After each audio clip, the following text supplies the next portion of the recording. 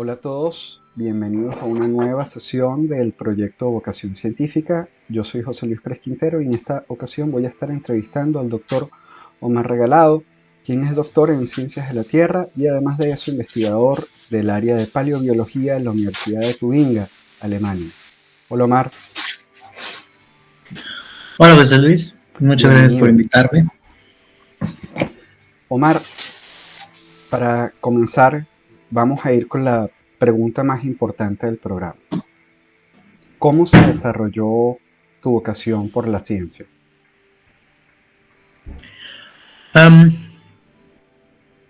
Yo desde que estaba en la secundaria, que en México sería a los 12, 13 años, tuve maestras que me dieron clases de física, química y biología que me gustaban mucho.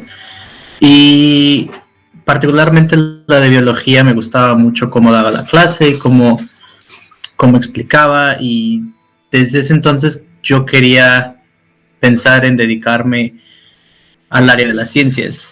En México, el área de las ciencias no es tan bien conocida si uno no tiene parientes que también se dediquen a la ciencia. Entonces, en mi familia, pues, era mejor visto, no mejor visto, pero era mejor conocido el decir, pues vas a ser ingeniero, o vas a ser médico, o te vas a dedicar a cosas más prácticas. Así que desde que yo estaba en la secundaria pensé en dedicarme a algún tipo de ingeniería.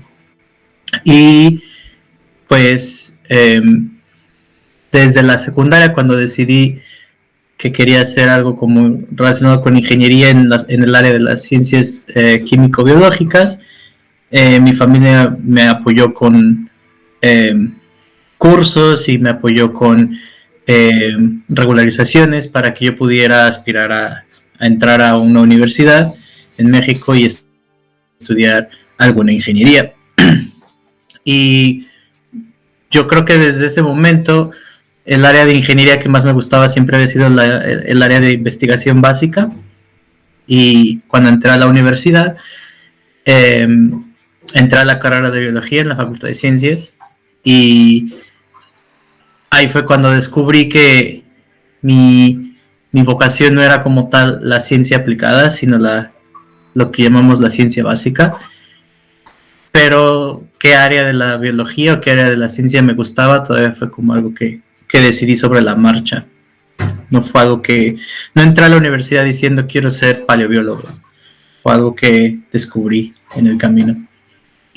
¿Y cómo te diste cuenta de que querías específicamente el área de paleobiología?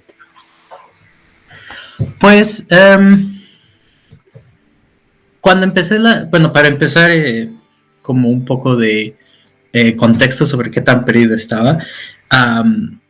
Yo hice una carrera técnica técnico en alimentos, porque yo pensé que ese era el camino para alguna ingeniería. Y inicialmente yo quería estudiar ingeniería en biotecnología o en bioquímica. Y yo estuve muy mentalizado durante todo el bachillerato y hacia la universidad, que si estudiaba investigación básica iba a ser en algo relacionado con la bioquímica, con la genética, con la biotecnología. Pero cuando tuve mis primeras clases en biología, sobre filosofía de la biología y sobre evolución, me di cuenta que lo que siempre me había interesado mucho era la parte de biología evolutiva, sobre cómo estudiar organismos, como la historia de los organismos, la historia de la vida en el planeta, cómo habían surgido ciertas características y demás. Y y ahí fue cuando empecé a explorar otras áreas que tuvieran que ver con biología evolutiva, y fue ahí que di en el Museo de Paleobiología, bueno, en el Museo de Paleontología de la Facultad de Ciencias, y empecé a trabajar con trilobites.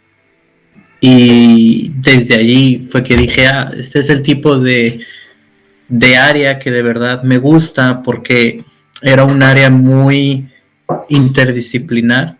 Es decir, no solo era biología, pero había geología, había química, había física, y todas estaban mezcladas de una forma que me gustaba mucho porque me hacía sentir que todo el camino profesional yo iba a seguir aprendiendo cosas, no me iba a estancar en una área específica. Y ahí fue como a la mitad, casi al final de la carrera de biología, fue que dije, ok, quiero hacer paleobiología. Ok. Omar, me comentaste que entre las cosas que motivaron tu vocación estuvo un grupo de profesores en particular. Además de eso, que ya de grande descubriste que te interesaba un área en particular y ahora te quiero preguntar, no tanto por lo que te motivó, sino en el camino, ¿hubo algo que te desmotivaste pese a que tú continuaste? Um, bueno, fueron dos cosas. Yo creo que la primera que me desmotivó durante la carrera fue que, al menos al principio de la carrera, entender mucho cuál era el prospecto laboral al terminar la carrera y sobre lo reducido que es la academia en general. Y tal vez al principio decía es muy reducido en general en México, pero a nivel mundial la academia es un grupo muy reducido porque en general no hay un apoyo equitativo a todas las ciencias o a todos los grupos de investigación. Entonces tienes dos opuestos, tienes grupos que son muy amplios y donde la competencia es muy grande, entonces uno está compitiendo contra todo el mundo todo el tiempo, y lo otro son grupos tan reducidos que únicamente conociendo a ciertas personas uno puede acceder a esos grupos. Entonces lo primero que me desmotivó fue un poco como cuáles eran de verdad mis oportunidades de dedicarme a ser un investigador saliendo de la carrera. Y la otra desmotivación fue el cómo un posgrado no se ve como lo que es si te dedicas a la academia y a la carrera científica, el posgrado es tu primer trabajo, o algo así como en la industria sería el equivalente a pues como un internado o a las famosas apprenticeship, donde te van a estar enseñando más cosas, tienes que producir algo, pero a final de cuentas hay alguien que te está supervisando todo el tiempo, y uno sigue siendo como un estudiante, pero uno no es un estudiante en realidad, es de verdad tu primer trabajo, y en ese sentido uno siente que nunca avanza en la vida porque eres el estudiante de licenciatura, ahora eres estudiante de maestría, ahora estudiante de doctorado, y ahora estudiante de postdoctorado, y entonces ¿cuándo deja uno de ser estudiante y se convierte en científico, no? Pero mucho de esto tiene que ver con bueno, la primera parte tiene que ver con cómo se financia la ciencia en general, y la otra tiene mucho que ver con los prejuicios y estereotipos que se tienen sobre la gente en el posgrado. Omar, me encanta que hayas tocado ese tema porque yo lo iba a tocar contigo. Precisamente quiero preguntarte, ¿qué es para ti un científico y cuándo una persona que se dedica a la ciencia es científico? Según tu opinión, por supuesto. Sí. Bueno, yo siento que la formación científica empieza desde muy temprano. Es decir, ya desde que uno, por ejemplo en el bachillerato yo lo vi, muchos de mis compañeros empezaron a mostrar actitudes para lo que podemos conocer como pensamiento científico, que es el tener un tipo de pensamiento crítico en el cual uno construye sus hipótesis, trata de desarrollar como pequeños experimentos y llegar a una conclusión. Y esto no necesariamente es un experimento en un laboratorio, sino simple y sencillamente de si hago esto va a pasar, y lo hago y no funciona, y entonces cambio el modo en el que enfrento o abordo el problema o reestructuro el problema. Entonces creo que la formación científica empieza desde muy temprano. Los maestros de secundaria y de bachillerato suelen... Yo he dado clases de bachillerato y uno puede verlo en los estudiantes también sobre cómo desde muy temprano uno puede ver que alguien tiene una inquietud por la formación científica. Entonces yo digo que desde que uno entra a la licenciatura ya decidiendo quiero estudiar biología, quiero estudiar geología, quiero estudiar química, desde ese momento uno empieza a formarse como científico. Y para mí el momento en el que uno termina la carrera y en ese momento ya la persona tiene una formación científica completada. Para ese momento ya tienes una idea de el campo en general, cómo funciona la red y demás. Creo que hay una diferencia muy grande ya en el posgrado entre ser científico o ser científico o científica y entre convertirse en un académico o académica. Creo que el ser académico o el ser académica es algo completamente diferente a lo que nosotros pensamos que es ser una persona científica.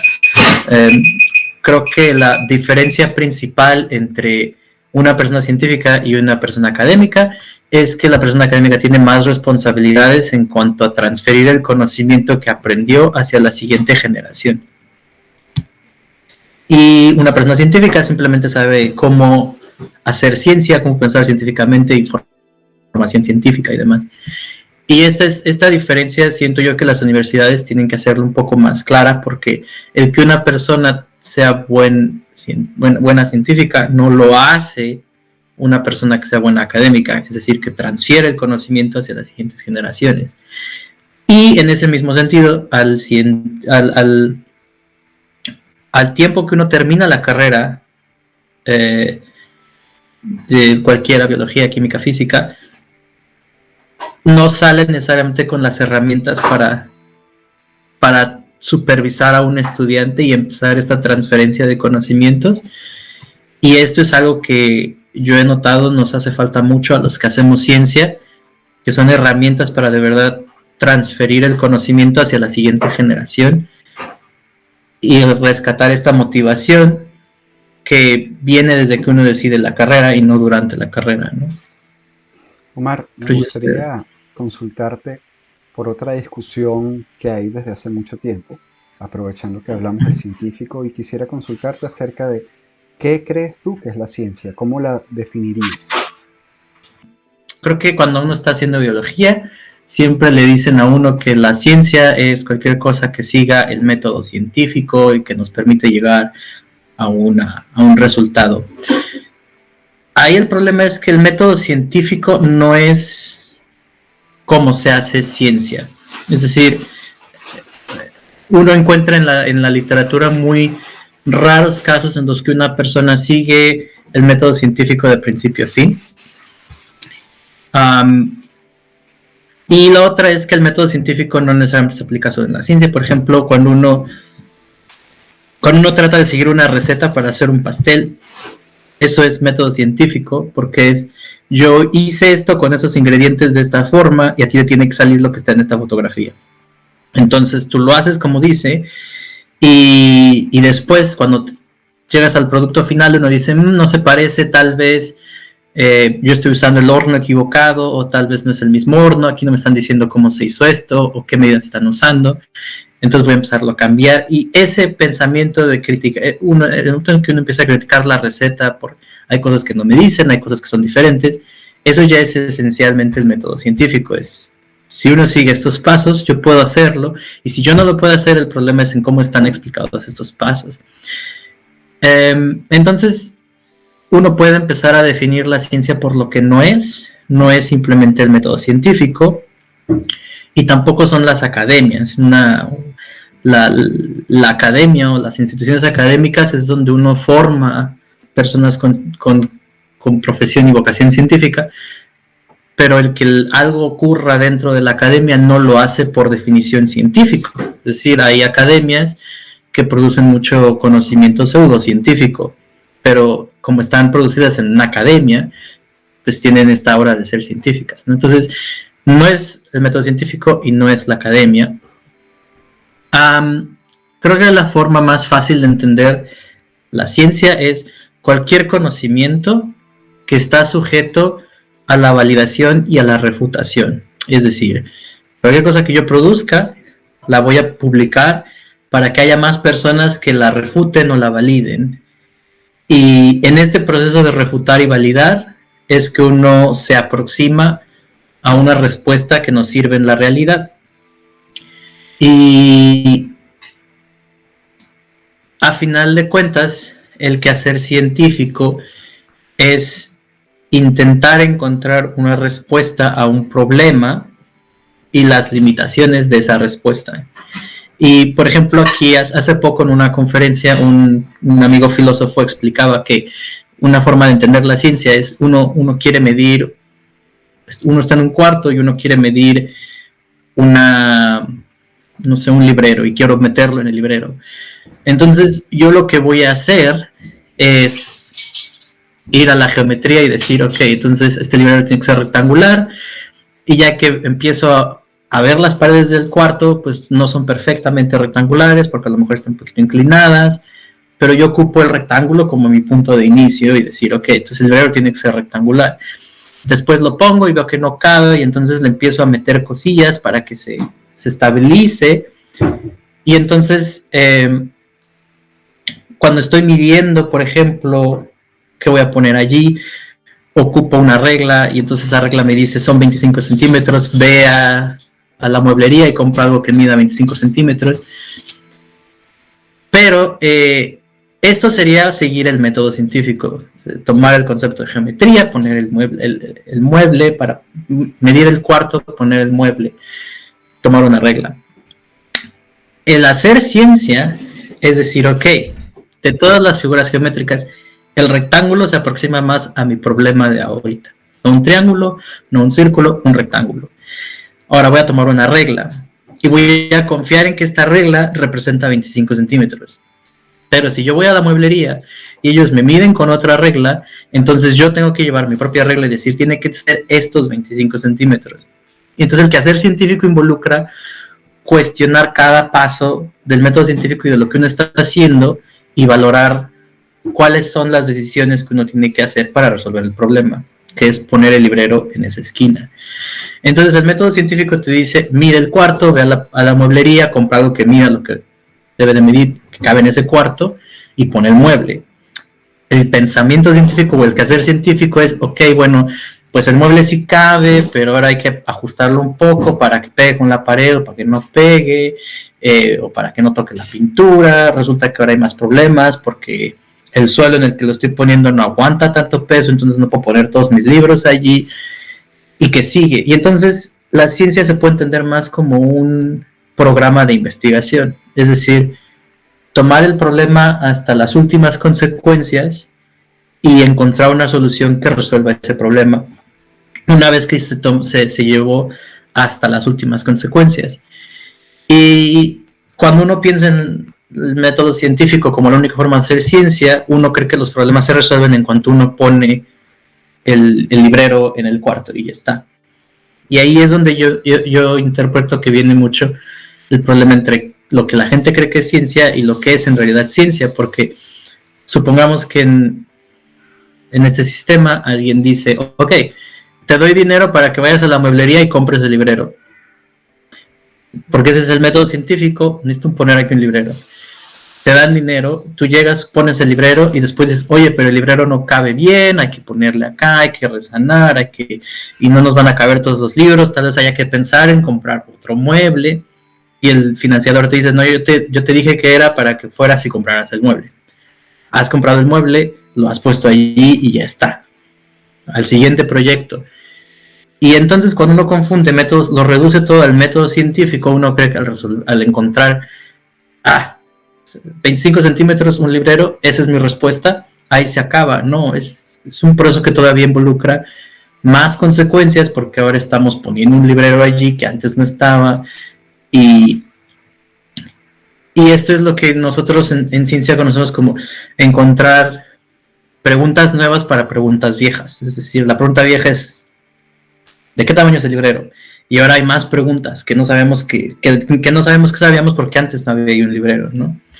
Entonces el quehacer científico es como un ciclo que se va repitiendo constantemente y genera cosas nuevas. Entonces, al terminar, o una espiral, mejor dicho, uno se mueve en forma cíclica, pero no termina en el lugar donde uno empezó. Y el método científico es solo una especie como de reglas que todos seguimos para movernos en esa espiral.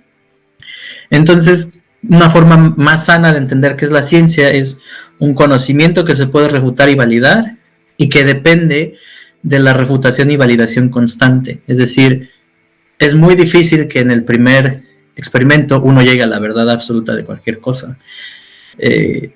Pero si uno continúa acumulando más y más experimentos y variándolos, entonces uno llega a una respuesta que se acerca más a colocar el mueble en ese espacio. Gracias, Omar. Ahora me gustaría hacerte otra pregunta.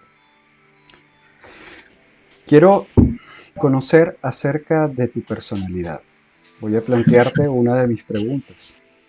¿Será que la vocación científica tiene algo que ver con la personalidad de quien estudia la ciencia? ¿En algún momento te has sentido distinto a otros? ¿Has logrado identificar qué crees que te hace distinto si es así? En términos de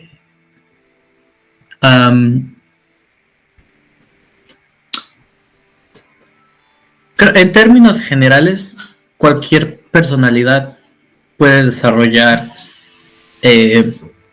una vocación científica.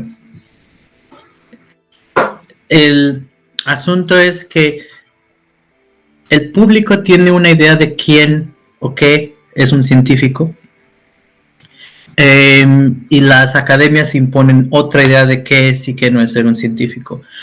Entonces, por ejemplo, en México me di cuenta que las personas a las que se les daba más espacios en la ciencia eran personas cuyas familias eran científicas, es decir, que tenían un abolengo. Sus padres estudiaron física, y entonces ahora esta persona quiere estudiar biología, o sus padres eran médicos, y entonces esta persona quiere estudiar química. Y la diferencia es, bueno, que estas personas crecen embebidas en un ambiente donde se incentiva mucho el pensamiento científico. Es decir, hay libros, hay enciclopedias, te ayudan con la tarea, desde que eres pequeño te enseñan a abordar los problemas de otra forma, que es distinta a aquellos que somos la primera generación de científicos. Entonces, en México me di cuenta que se favorecía de manera implícita a las personas que ya tienen una formación científica de entrada. Lo otro es que, por ejemplo, en la UNAM, donde yo estudié, muchas personas vienen de una prepa UNAM, que es como la preparatoria de esta Universidad Nacional Autónoma de México, y obviamente las personas que entraron a estas preparatorias tienen o iniciaron su proceso de formación científica un poco antes que los que venimos de fuera, que tuvimos que hacer un examen de admisión. Entonces, en México sí noté que hay mucha... es como una predilección implícita, porque el estudiante que ya sabe cómo entrar a un laboratorio te hace la vida más fácil como académico, ¿no? Entonces hay que enseñarle menos, hay que darle más herramientas que son más avanzadas que al resto del grupo, y pues de manera implícita se beneficia un poco más a este tipo de personalidades. Entonces uno diría, es que hay que tener cierta personalidad. No, es más bien el antecedente de esa personalidad. Y cuando acabé la carrera de la licenciatura en biología, yo me fui a hacer un doctorado al Reino Unido, y en el Reino Unido me di cuenta que había otra personalidad que es básicamente ser un hombre blanco. Entonces, en la ciencia europea, el hombre blanco tiene su personalidad y esa es la personalidad en la que uno tiene que encajar para ser científico, y no es como tal el que, por ejemplo, de nuevo en la mayoría de los casos es un sesgo implícito, la gente no sabe que esto está ocurriendo, pero por ejemplo, cuando yo proponía ideas, a mí se me sometía a mayor escrutinio, así como, pero y es seguro que, porque pues tú vienes de México y entonces pues hay que estar seguros de que en México aprendiste lo mismo que aprendimos nosotros acá en Europa, ¿no? Y es un poco así como el estar primero confirmando que uno sabe lo que dice saber, y ya después de que las otras, ya que convencimos al interlocutor de que sí sabemos de lo que hablamos, ahora sí ya podemos hablar de lo demás. Pero no siento que tenga que ver con un tipo de personalidad, sino con las expectativas de las personas con las que me encontraba. Y siento yo que eventualmente uno termina o convenciendo a las personas de que uno no tiene por qué ser esa personalidad para encajar en un círculo científico, o uno termina imitando estos comportamientos que uno espera, más bien que la sociedad y que la academia esperan que uno tenga. Y por eso siento yo que existe esta desconexión entre el público y la academia, porque la academia refuerza cierto comportamiento y ciertos estereotipos que el público también medio espera un poco, y todas las personas que estamos entre lo que el público espera y lo que la academia espera, somos un poco como invisibles o con menos credibilidad, ¿no? Y, perdón, ¿y cuáles rasgos dirías tú que son los que espera la academia o que espera el público puntualmente? Siento yo que lo que espera la academia muchas veces es alguien que se dedica a la ciencia 100%, ¿no? Es decir, te levantas y haces ciencia, te vas a dormir haciendo ciencia, y desayunas y comes y haces ciencia, camino al trabajo haces ciencia y de regreso haces ciencia, y uno produce mucho todo el tiempo y produce cosas positivas. Ese es el estereotipo de la academia. El del público es el de alguien que está como que encontrando problemas a cosas que no tienen, o sea, es decir, a una persona que se inventa problemas. Muchas veces siento que cuando uno escucha noticias sobre científicos hablando de vacunaciones o nuevas invenciones, o recientemente con uno de mis primeros proyectos de postdoctorado, gente diciendo, ay, pero ¿por qué estamos financiando este tipo de proyectos, no? Es decir, ¿en qué ayuda que se sepa, no sé, que hay 3 especies de pulpo, ¿no? Ese tipo de cuestiones. Entonces somos personas que producen problemas en donde no hay problemas, y por eso digo que son como cosas muy contradictorias, porque la academia quiere que uno esté produciendo problemas nuevos todo el tiempo, y el público nos espera que no produzcamos ningún problema, y entonces estos dos estereotipos que se contradicen cuando se encuentran en no sé, en entrevistas del periódico o del canal de noticias, uno ve estas dos puntos de vista diametralmente opuestos que no lo son simplemente expectativas que uno y otro pusieron sobre la persona, en este caso sobre los científicos. Omar, me gustaría preguntarte ahora acerca de tu consumo de medios, desde que eras pequeño hasta ahora. ¿Has considerado la posibilidad de que lo que tú consumías también haya motivado tu vocación? ¿O no es así? Tal vez en términos de medios como la televisión, no tanto.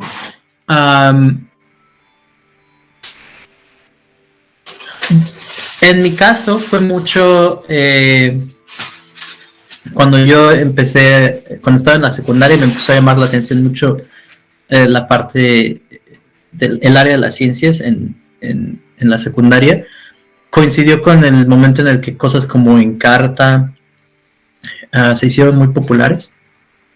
Entonces, yo no veía tanta televisión, pero sí recuerdo que me la pasaba, bueno, al menos no veía tanta televisión en términos de canales abiertos o canales de noticias. Yo recuerdo que me la pasaba consumiendo muchas cosas que había en el Encarta. Y creo que fuera de eso, desde que yo era pequeño me gustaban mucho los documentales de ciencia.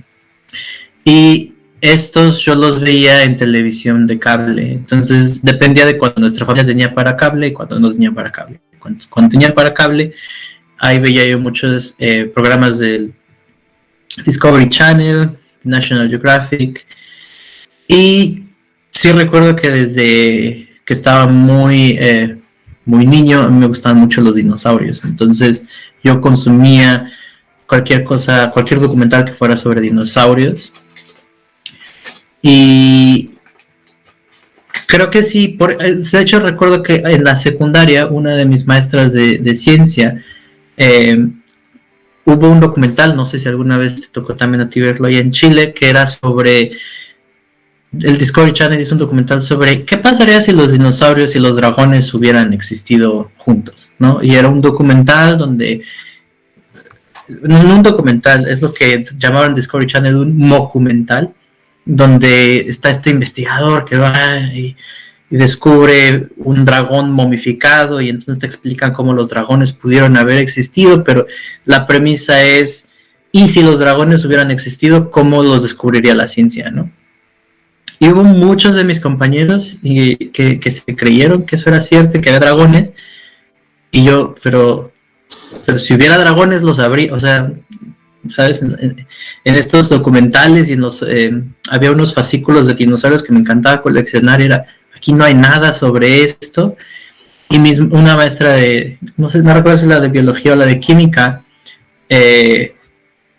empezó a decir así como de, bueno, es que, ¿qué es más probable?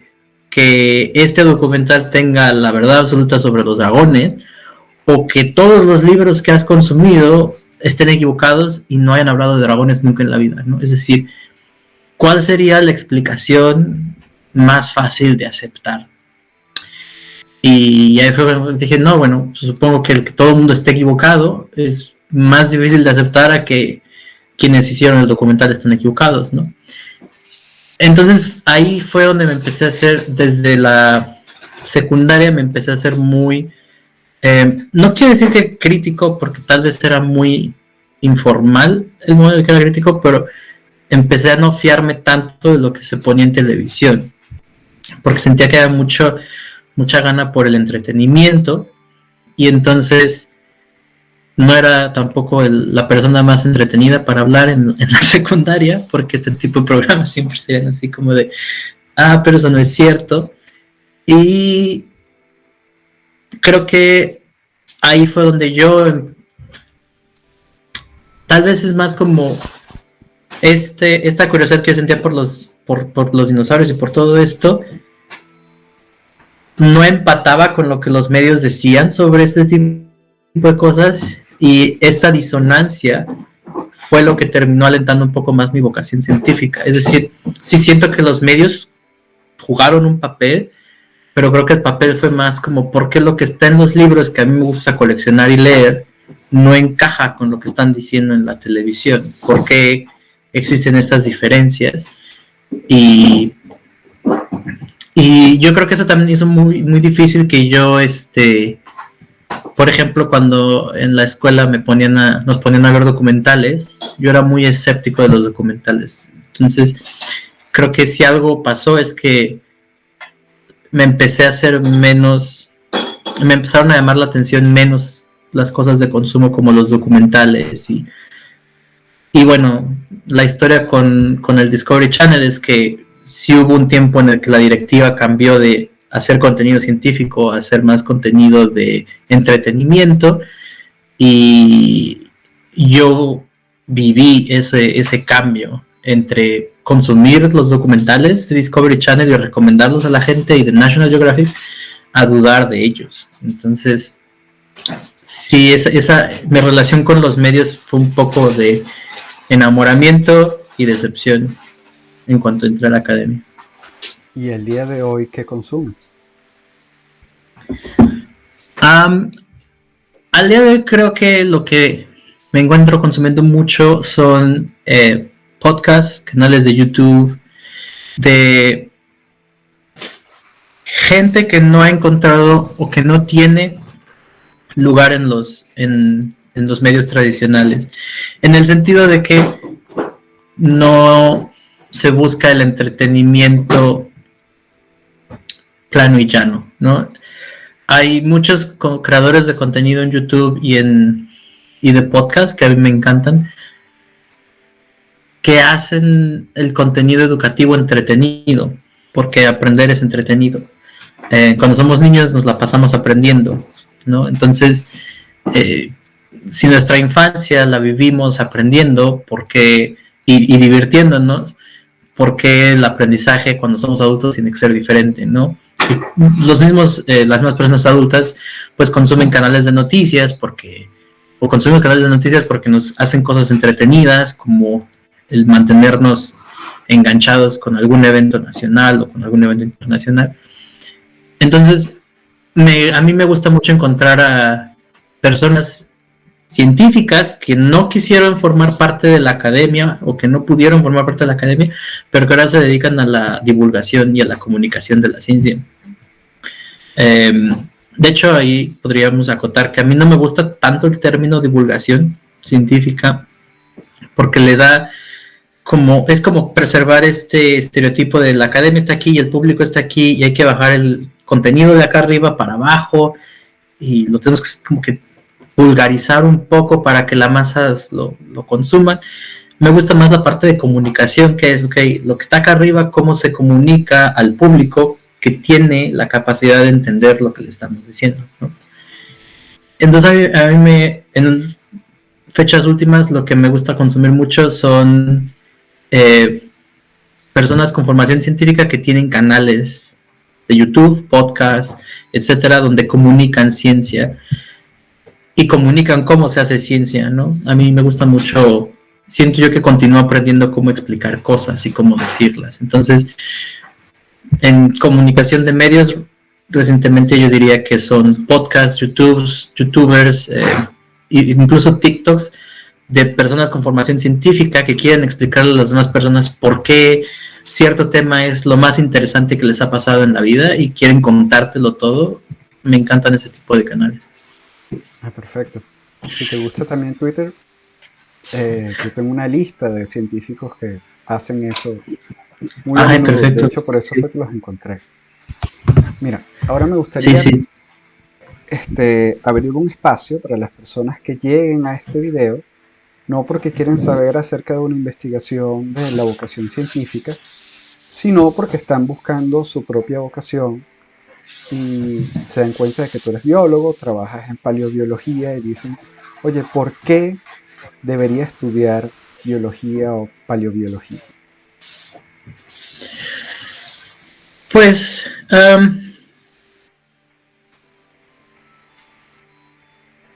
muchas, a mí la historia que me gusta contar para explicar por qué esto es la historia sobre cómo una vez alguien dijo, quiero estudiar cómo es que las moscas de la fruta se reproducen, ¿no? Entonces uno de ahí es como, pero son moscas, o sea, ¿por qué te interesan las moscas y las de la fruta? Y esta persona solo, me encantan las moscas y yo quiero estudiar cómo se reproducen las moscas. Y de estudiar esto, es como se produce o se descubre el campo de la genética moderna, que se descubren los genes de la mosca, y como son muy poquitos genes, puede uno mapear cómo se mueven y cómo cambian y todo. Y la verdad es que cuando uno cuenta la historia de, es que el método científico es que te planteas un problema y buscas la respuesta, ¿no? Entonces uno contaría esta historia de este investigador diciendo, pues es que quería saber cómo se reproducían las moscas para encontrar la genética. Entonces el propósito era descubrir el mecanismo genético de algo. Y la verdad es que no, la motivación de esta persona es, me encantan las moscas y quiero saber cómo se reproducen, y ya está, esa es mi motivación.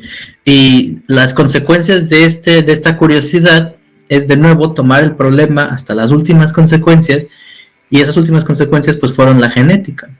Y esto no lo hizo él tampoco, o sea, esto fue como el proceso de más investigadores y más personas viniendo y, ay, las moscas de la fruta hacen esto y lo otro, y los genes.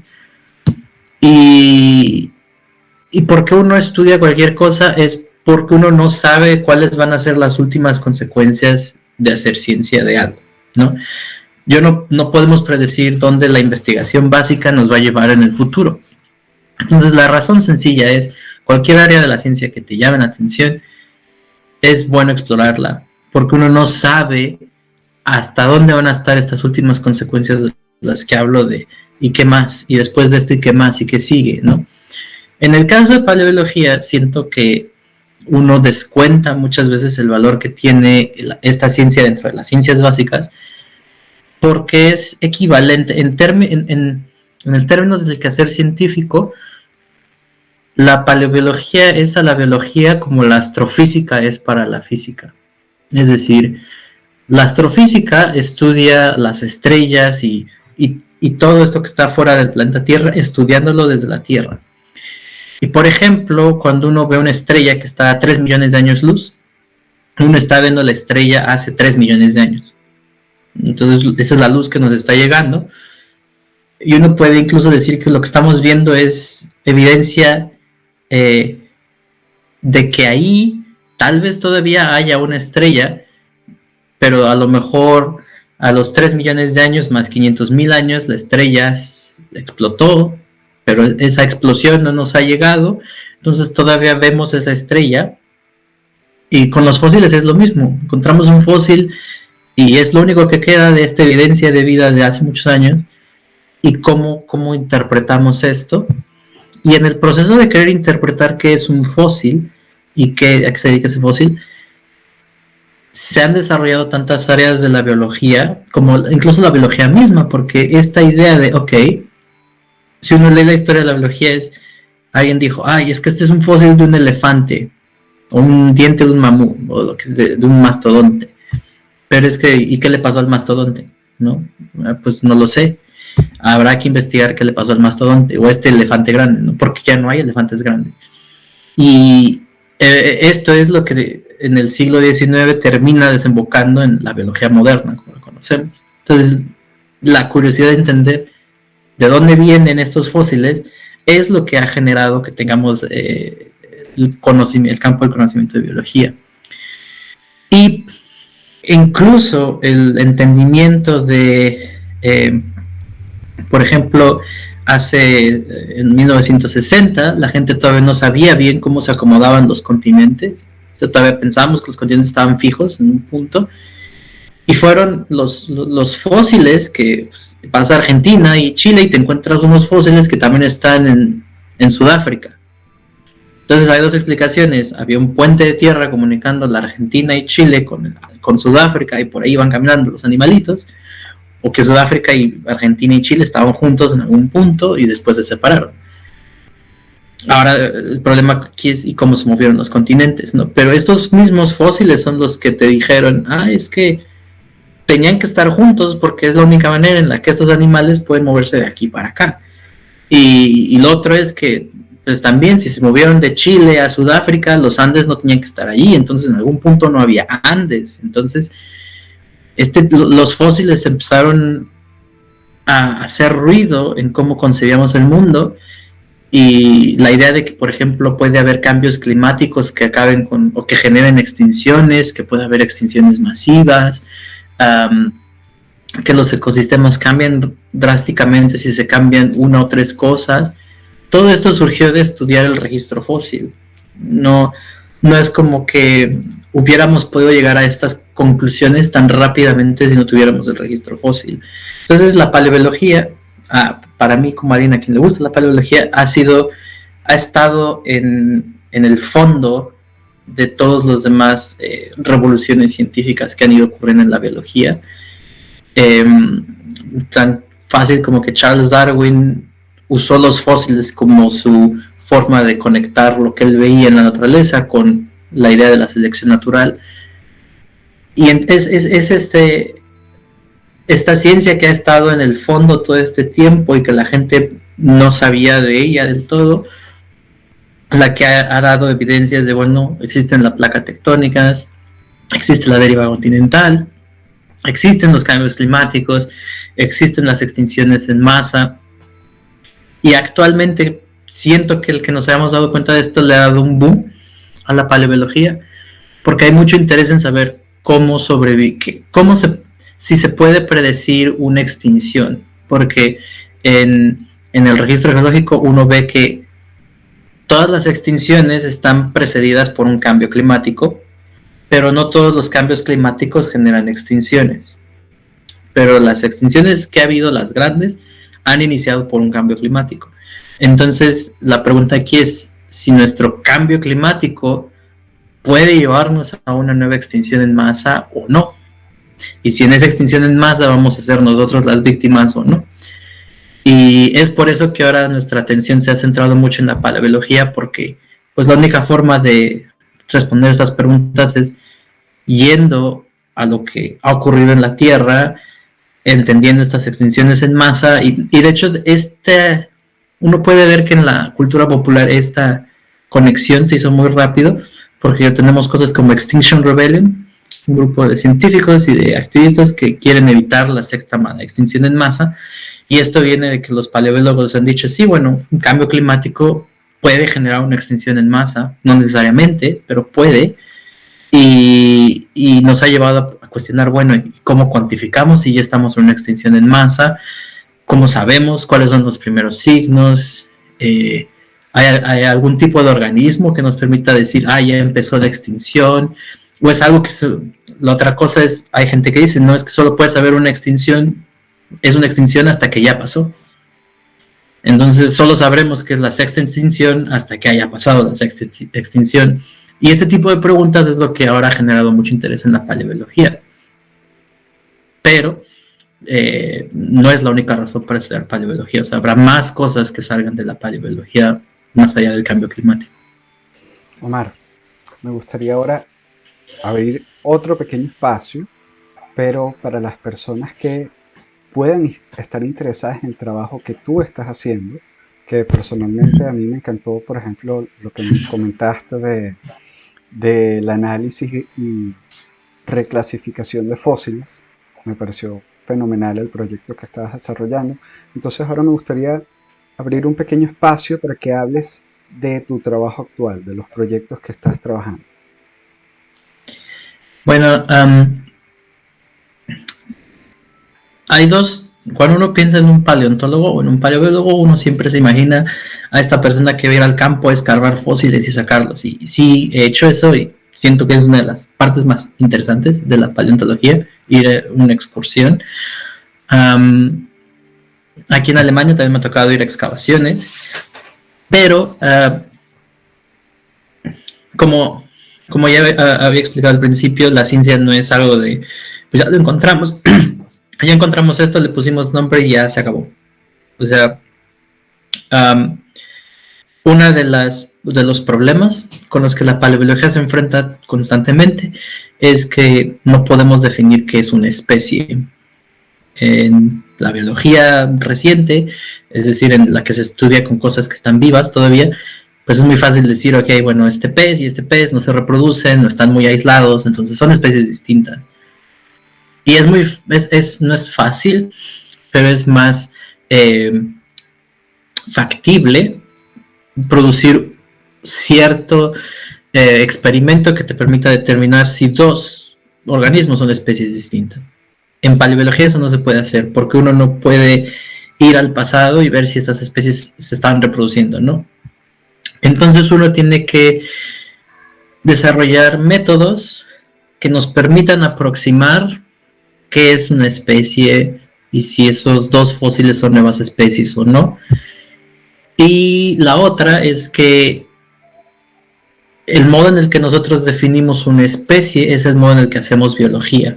Entonces, es súper importante que tus definiciones de especies en los fósiles sea lo suficientemente compatible con lo que ocurre en la actualidad para que puedas aplicar los métodos y los experimentos de la biología moderna en cosas que ya están extintas y sobre las cuales no vas a saber nada de manera directa, ¿no? Sabrás de ellos a través de lo que puedas aprender de los fósiles, pero nada más. Entonces, mi trabajo consiste mucho en estudiar de qué maneras uno puede definir especies de tal forma que podamos compararlas con lo que ocurre ahora y que, por ejemplo, si en la actualidad decimos, fíjate que si tú mides estas 7 medidas en el hueso de la cadera de las aves, puedes diferenciar especies distintas. Entonces, tomar ese método, llevarlo a los dinosaurios y decir, ok, ¿se puede hacer lo mismo? ¿Sí o no, más o menos? Y si no, ok, ¿qué otro método ocurre en las aves, no? Y lo otro que a mí me interesa mucho es lo que se conoce como filogenética. Y la filogenética hay 2 niveles de taxonomía. La primera taxonomía es en la que uno decide, aquí hay 7 especies. Y entonces, esos les llamamos taxonomía alfa. Es decir, aquí hay 7 especies. Y ya, se acabó taxonomía alfa. A mí me gusta la parte de taxonomía beta, que es, ok, especie A, B, C, D y E están más relacionadas que las especies F, G y H. Entonces, estas especies tienen un ancestro común más cercano que estas otras especies. Y después decir, ok, y estos 2 nuevos grupos de especies tienen un ancestro común más cercano que estas otras especies, ¿no? Y esta parte de taxonomía beta es un poquito más complicada porque uno siempre está hipotetizando cuál podría ser el ancestro común. Entonces, mi trabajo de investigación es cómo se pueden, mediante modelos matemáticos, aproximar estas relaciones entre los organismos que yo considero forman una familia en el registro fósil y comparar esta familia con los que yo considero forman otra familia y ver si mi modelo de estas 2 familias es mejor o peor que uno que dice en realidad son 5 familias, ¿no? Entonces, cuando uno habla de taxonomía, siempre están estos 2 niveles. Uno necesita el primero, que es decir, especie A, B, C, D y E, son especies distintas, y ahora nos vamos a la beta, donde es, ok, A y B están más relacionadas entre ellas que con las demás, ¿no? Y para esto, mi trabajo es ir a museos y reestudiar si las taxonomías alfas todavía tienen sentido en lo que sabemos, porque muchas veces las taxonomías alfas se hacen y ya la gente no las vuelve a tocar. Entonces, hay veces que uno se encuentra con taxonomías alfas que se hicieron hace 30 años, 70 años, y hay muchas cosas que se han descubierto desde entonces que ya no encajan, entonces hay que actualizar esas taxonomías para después poderlas llevar a la parte beta. Y para esto se utiliza mucho computadoras que nos permiten calcular la probabilidad de que una especie esté más relacionada con otra. Y por eso es que mi trabajo de paleobiólogo es más alguien que se la pasa en un museo tomándole fotos a fósiles y luego llevándolos a la computadora que yendo a excavar cosas. Perfecto, Mar, muchas gracias. Y ahora sí, cerrando la entrevista, además de darte las gracias a ti, eres un excelente informante. Me gustaría agradecerle a todas las personas que están viendo este video, invitarlos a ver los siguientes, y si hay algún otro científico investigador que quisiera participar, pues puede hacerlo perfectamente escribiendo a cualquiera de las redes sociales del proyecto. Muchas gracias, chao. Chao, muchas gracias por invitarme.